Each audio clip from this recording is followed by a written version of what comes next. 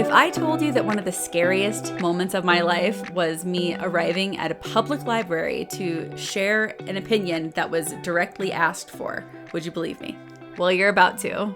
I'm Kelsey Toney, and this is Space Not Taken, where we talk about the times that we gave up space we shouldn't have, and we learn from the occasions where we took back the space that we know was ours to begin with. This is a podcast about being brave, being bold, and taking up space in the world and in our own lives.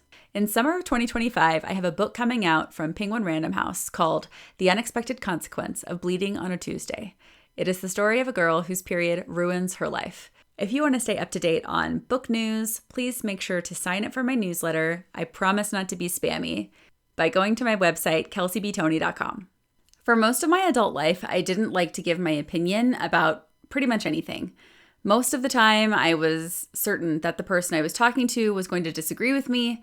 And even more frequently than that, I knew they were going to tell me that I wasn't thinking about things correctly if I didn't think about things the way that they did. So today's episode has to do with book bans and the current conversation about banning books, specifically in public schools and public libraries. I don't want to give any impression of ambiguity. Banning books is fascism. It's not okay. It's something that in modern society we should not allow. And it's absolutely something that we are going to have to fight for. But that use of we, I heard it right now, me saying like we have to fight for it. There were a lot of times in my life that we did not include me because of fear. So I live in a very small, very conservative town. And there are a few little pockets of activism. We have a little pride organization. We've had demonstrations and marches for Black Lives Matter. But the conversation around banning books, I was sort of unsure of how it would play out in the public in this community. The conversation around education here is very strange. And some of that is directly tied to conservatism and the idea that education is indoctrination. But it also spreads into things like perceived parent choice and what public education means, etc. So there was a post in a Facebook group in the morning about an open forum happening at the library board meeting that evening. And there was a rumor that a group of conservative people were going to try and swarm this meeting and talk about why banning books was the way to go. And this post was asking people to come to the meeting to oppose these points of view, to represent the public opinion that banning books is not okay. So my personal issues with sharing my opinion are trauma related, and they definitely stem from emotional abuse and manipulation that I experienced for most of my adult life. From the time that I was 18 years old to the time that I was 35, anytime I disagreed with the opinion of my partner, I was generally met with the idea that I wasn't thinking properly or thinking clearly. I was often given homework assignments of things that I needed to listen to or read that supported their point of view. And in general, my own opinion was not valuable within the relationship. And over time, my sharing my opinion resulted in the withdrawal of love and affection from my partner. And this occurred over a very long period of time. So I definitely have a trauma response to the idea of sharing my opinion. There have been occasions where just being asked what I want for dinner has resulted in me having a panic attack. I am not comfortable sharing my opinion unless I am absolutely certain that the person that I'm looking at or talking to will agree with me. So my first instinct upon seeing this post that they want people to come and share their opinions at the library is that this is not for me. I couldn't be me. Now, one of the things that I'm unpacking and working on is accepting and admitting and processing the fact that this is an exceptionally privileged place to be in. And yes, also trauma, also mental health, but I don't need to set my mental health and trauma response on a pedestal and ignore the fact that I was able to, from a position of privilege, keep my mouth shut about lots of important topics over the last decade. And that's one of the real purposes of this podcast for me, right? I want to be more brave. I want to showcase the type of bravery that many millions of people haven't ever had the luxury of not performing. But I did not think for a second when I first read that post about wanting people to come and speak about why we should not ban books. There wasn't a single shred of me that felt confident that I could do that without breaking down. And as I have recently been on this journey of forcing myself to take a stand, to take up space, and then I recognized pretty quickly that this was sort of the exact perfect scenario that I've been looking for, that I've been waiting for, that I've been hoping I would have the opportunity to face. And I realized pretty quickly that this was sort of the perfect starter scenario. It's a topic that I'm very passionate about. It's a topic that I have experience discussing as a former public school teacher for 17 years. And I knew this was exactly the way that I wanted to challenge myself to be more brave. But by the time that I see the post, respond to the post, decide that I'm going to go, the meeting is starting within like half an hour. So I throw on some clothes, I leave my house, I park at the library, and I get out of my car and I realize that I am scared. And I don't know how many people will be there or how many people will be asked to speak. I don't know if it's going to be attended by 15 people or 50, and I haven't prepared a statement. I don't know what I'm going to say. To be a little more specific, the sort of things that I'm afraid of in this scenario are that the opposing opinion, the opposing person is going to be louder and meaner and nastier and more willing to just like pop off. And I am a thoughtful and more reserved presenter and speaker in a lot of ways. I don't like feeling that I'm being caught offside. I don't like being placed in a position where I don't know what I want to say or how I would want to respond. So I'm anxious at the idea that the people standing outside the library will be angrily like screaming at me, which by the way did not happen. There are probably 25 or 30 people there, and everyone's pretty much already seated. And again, I didn't have a ton of time to get there, so it's starting in just a couple of minutes. I ask and they say that people just stand at their chair and talk. So I choose a seat on the front row because I don't want to be able to see other people turned around looking at me if I'm standing behind them. So I choose a seat in the front so that I can stand up and talk to the board and not see any of the people theoretically critiquing or criticizing me. Now, to be fair, I truly don't remember the order of the speakers, and I know that I wasn't first and that I wasn't last, but I really can't remember how many people came before or after me, because I was trying not to completely lose my shit. But one of the people that stood before me and spoke was a student from the public school system here. They were talking about how books had changed their life, how it opened their eyes, how it gave them insight into what they wanted to do and what they wanted to be, how books connected them to their future. And it was a beautiful conversation. So then it's my turn. And I stand up. Again, I have no prepared statement, and I just speak from the heart.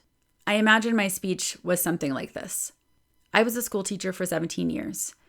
This is exactly the thing that educators have been saying about banning books from the beginning. We know that sometimes students need models. Sometimes students need examples. So one of my particular areas of advocacy is in mental health destigmatization. So for example, having a student come forth and say, this book has a person going and talking to a school counselor. Do we have a school counselor? Kids talking about asking their parents if they can talk to their doctor about getting on medication because they thought it was normal to be sad every day. They thought it was normal to want to die all the time. They didn't know that it was exceptional. They didn't know that it required a conversation. I tell the library board that having books on the shelf saves lives. I said that in my 17 years of experience, I have never, not one time, had a student come to me with a book about a character that was unlike them and say, I'm in such despair having read that a person that is different from me exists, that now I'm having thoughts of suicide. That has not ever happened to me. But the inverse has happened lots of times.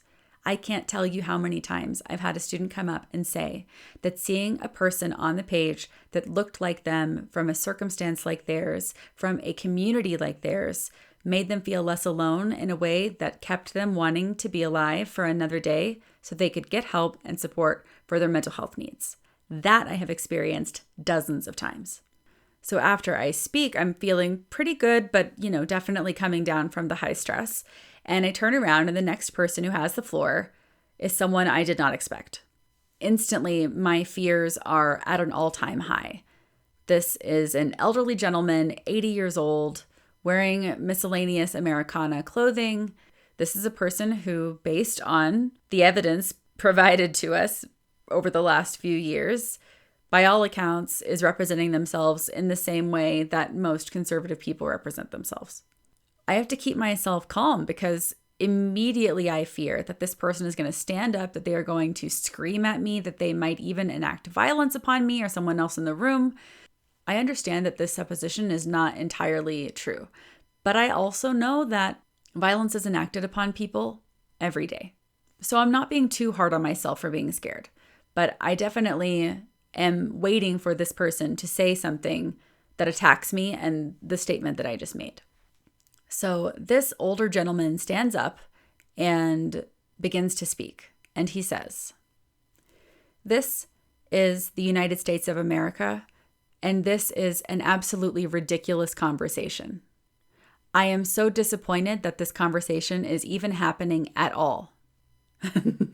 So I'm instantly like, oh my God, this is the thing that I've been anxious about. Like, a contentious opinion is going to happen in this room. Like, we're going to have a debate going on.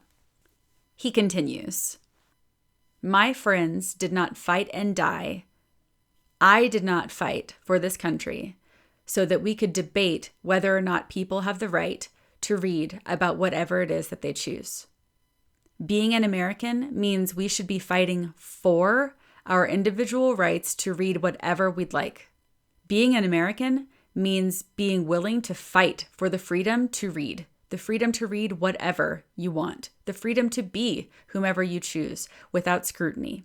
When I tell you that I was instantly ashamed at my prejudgments of this person, I can tell you I truly felt embarrassed. But I also felt emboldened that there are people in this community and elsewhere who are willing to stand up and speak even when their peers might disagree. So after the meeting is over, a few people are standing around talking about the fact that no one stood to speak for banning books. No one stood in this very small, very conservative community and said, "We want to ban books." Now, I do find this an interesting question. Do they exist less frequently than I assumed? Did they not attend this meeting? Or maybe, did they attend that meeting and realize they were not among friends? Did they attend that meeting and realize that they would not be met with sympathy or understanding or acceptance of their opinion? I felt like I had spoken to the world that I want. I felt that I had spoken for the thing that I believe is right and good. I felt so proud of myself for standing up and being brave and saying the thing that I wanted to say. I wish I hadn't been quite so scared. I wish I hadn't been so worried that someone would disagree with me. But baby steps, right? One step at a time. So the idea that I want to leave with you is keep your eyes open for opportunities in your community to practice taking up space, especially for the things that you believe in, especially for the things that you would like to change in the world where we live. And I would especially like to call in my fellow white women. We have an extremely privileged ability to not engage in discourse about difficult topics safely. And frankly, we have a really bad habit of only chiming in about things that impact us. So keep your eyes open in your community for places where you can amplify voices of marginalized people and contribute to the conversations where you can. I know how hard it is to take up space, especially if you have experienced emotional abuse. But if you have been making yourself small to accommodate the theoretical anger of opposing ideas, you are allowed to have an opinion, even an opinion that somebody else doesn't like. And as long as you're ready and willing to accept the consequences of sharing that opinion, you should be able to do so with confidence. There are a whole lot of people out there who are sharing their opinions that are bigoted, inaccurate, or under-researched, and they're not worried. But not only does it feel nice to know that you're contributing to something you believe in, it's just the right thing to do. Finding that bravery is something that I'm working on every day, and I think it's made me a much better person and a much better ally. It does not matter how many years of your life you spent listening to somebody else tell you that your opinion doesn't matter as much as theirs. You are strong enough to wake up, live your life, expand in your world, believing and knowing that it does. If you have 45 more seconds to spare, please go and subscribe and rate this podcast wherever you're listening. I'm a person who thrives on positive reinforcement. So the number one thing that you can do to keep this podcast flowing, to keep me feeling motivated and inspired and encouraged, and it really does help other people find the show. Another really cool feature on Spotify is a voicemail box. So if you have a voice message to leave with comments, questions, concerns, or show ideas, please do that by going to the show notes and clicking on the link to my Spotify for Podcasters page. Space Not Taken is the project of me, Kelsey Toney, and all of the opinions mentioned here are mine and mine alone. Opening and closing music is a great track called The Weekend by Les FM.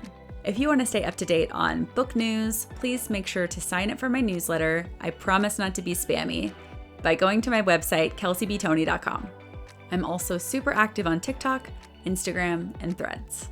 I'll see you in a couple weeks, but until then, make sure you're taking up some space. Talk to you soon.